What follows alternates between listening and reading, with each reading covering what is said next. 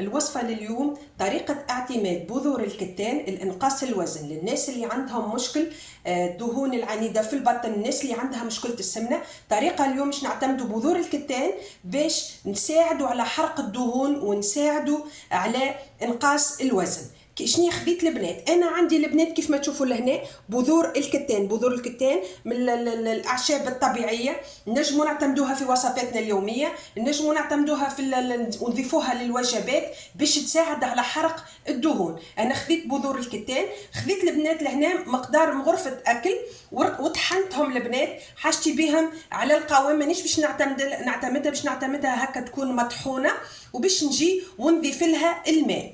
راح نعتمد الوصفة يوميا البنات في الصباح قبل فطور الصباح، نحاول اني ناخذ هكا كوب من بذور الكتان مطحون في الماء ونشربه، راح تساعدك على حرق الدهون، في نفس الوقت راح يعطيك لهنا البنات احساس انك ما عندكش جيعانه، تحسي روحك شبعانه طول النهار، في نفس الوقت راح يغذي الجسم. البنات الوصفه لليوم نحب نعتمدها في نفس الوقت، انا مش نعتمد الوصفه هذه وحبيت نشارك معكم الوصفه هذه باش تساعد على انقاص الوزن. في نفس الوقت البنات الجسم نتاعنا كيف نحاولوا نعملوا ريجيم ولا نحاولوا نقصوا في الوزن راهو يفقد برشا من يعني يفقد برشا من المغنيسيوم، الكالسيوم، المناعه تطيح. لذلك نحاولوا كيف نحبوا نقصوا الوزن، نحاولوا نعتمدوا وصفات يكونوا طبيعيين باش ما نعملوش لهنا البنات، ما نضروش الجسم نتاعنا.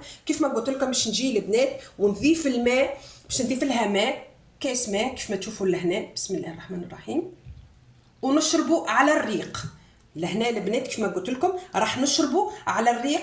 علاش؟ لانه نحب يعطيني هاك الاحساس بالاشباع باش انا ما نفطرش وما ناكلش حاجات كثيره طول النهار. وباذن الله البنات بقدره الله من الاسبوع الاول تبدي تحسي الفرق. واظبوا على الوصفه البنات يوميا وباذن الله تشوفي الفرق.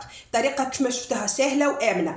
دمتم في رعايه الله. مرحبا بتساؤلاتكم البنات الكل. ما تنساوش البنات بالله عليكم حاولوا انكم بارطاجيو فيديوهاتي، لانه نحس انه الفيديوهات ما عادش عليها التفاعل كبير. دمتم في رعاية الله، وإن شاء الله في فيديوهات قادمة بإذن الله.